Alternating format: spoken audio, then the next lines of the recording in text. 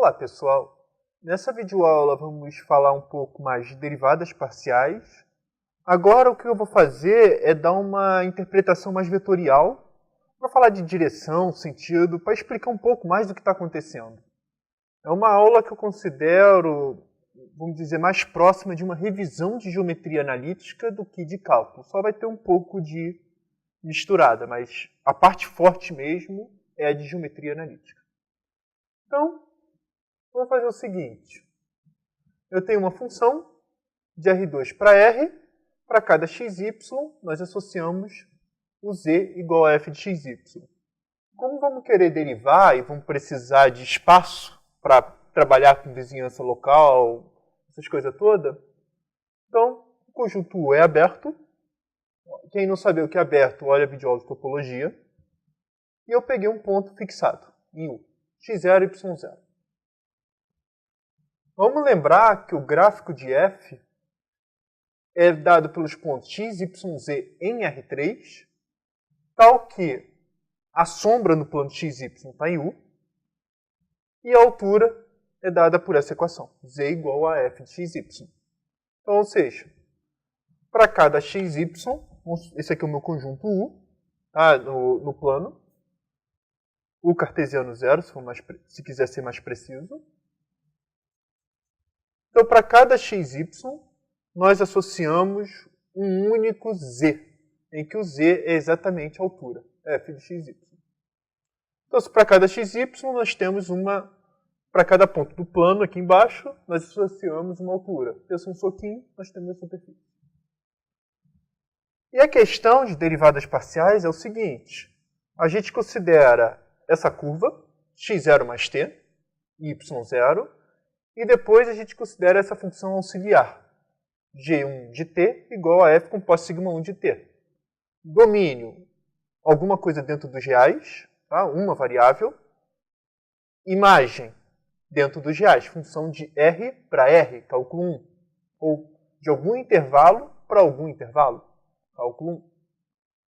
Se estamos no cálculo 1, podemos derivar tudo isso, mas o que eu quero é o seguinte. Considera essa curva aqui, x0 mais t, y0. Vamos pensar aqui embaixo. Tá? E pensando aqui embaixo, eu estou fazendo x variar. Então é essa reta. Nessa reta, eu caço uma altura. Tá? Eu caço quem é o f, composto de sigma 1 de t. Então, se isso aqui é a sombra, vamos ter isso aqui. Então vamos chamar essa curva, essa reta primeiro, de sigma 1 de t. Então essa curva a gente vai chamar de gama 1 de t. E quem é gama 1 de t? Se nós temos curva, é traço, tudo que tem direito. Se nós temos a sombra, nós temos que ter isso aqui precisamente quem é. Ou seja, o meu gama 1 de t vai ser exatamente x0 mais t, y0, ou seja, a sombra dela é o sigma 1 de t. E a altura é exatamente isso. É o g1 de t. Se nós sabemos o x, sabemos o y, então, por questão de função, nós temos que saber o z. E é exatamente isso. Então, a pergunta que a gente vai fazer é o seguinte. Então, agora nós temos uma direção tangente. Se temos a curva, temos a direção tangente. O que é a direção tangente? A derivada disso. A derivada disso é exatamente γ1' linha de t igual a 1, 0, del f, del x. Não vou marcar as coordenadas. Olha o que está acontecendo em uma direção. Repara porque aqui é 0. Eu estou fazendo y igual a constante. Eu estou cortando essa superfície aqui por um plano. Então vai ficar essa curva. Então ela não vai ter componente em direção ao eixo y. E a mesma coisa com gama 2 de t. Gama 2 de t, então, a princípio, eu arranjo o sigma 2. Do sigma 2, nós temos o gama 2. Do gama 2, nós temos essa direção tangente. E nessa direção tangente, a gente sabe que é, deixa eu escrever aqui, gama 2' de t igual a 0, 1, del f, del y. Deixa eu diminuir isso aqui.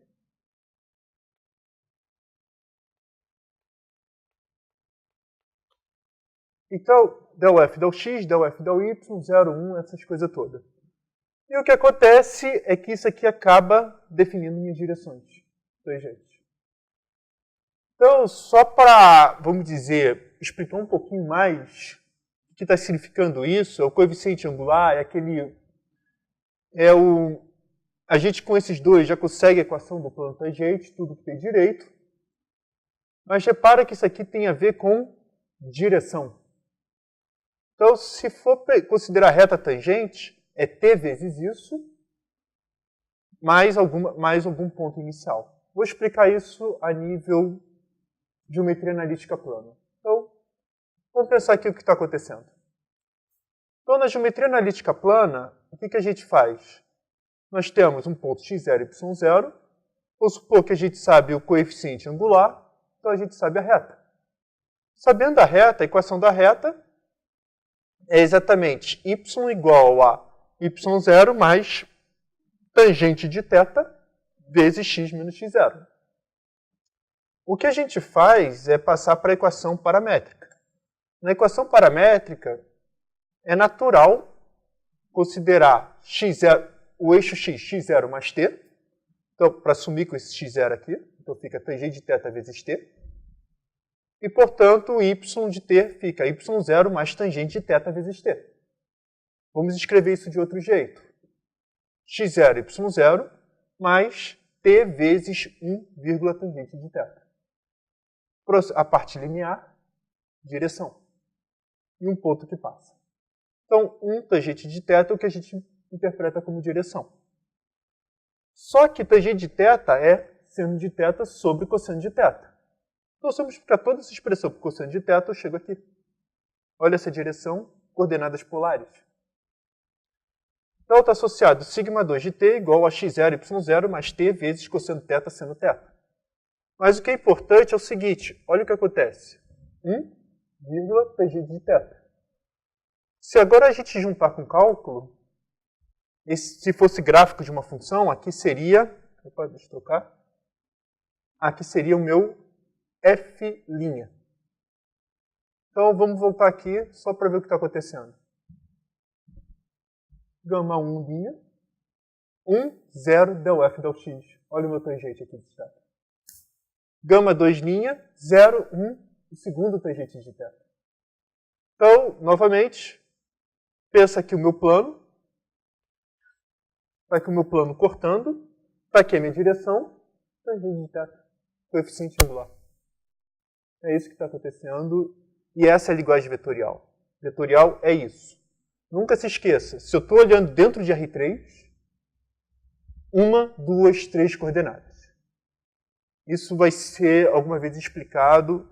E o segundo ponto, se eu quiser alguma curva dentro de R3, olha primeiro a sombra, ou dentro da minha superfície dada pelo gráfico da F, olha a minha sombra, aplico o Z. Porque se eu sei o meu x, se o meu y, por determinação de função, eu tenho que saber quem é o meu Z. Se eu tiver em dúvida, não é mais função. É isso que eu queria passar. Então é isso, gente. Eu espero que tenham gostado dessa videoaula. Até a próxima. Não esqueça de curtir ou comentar para me dar um feedback.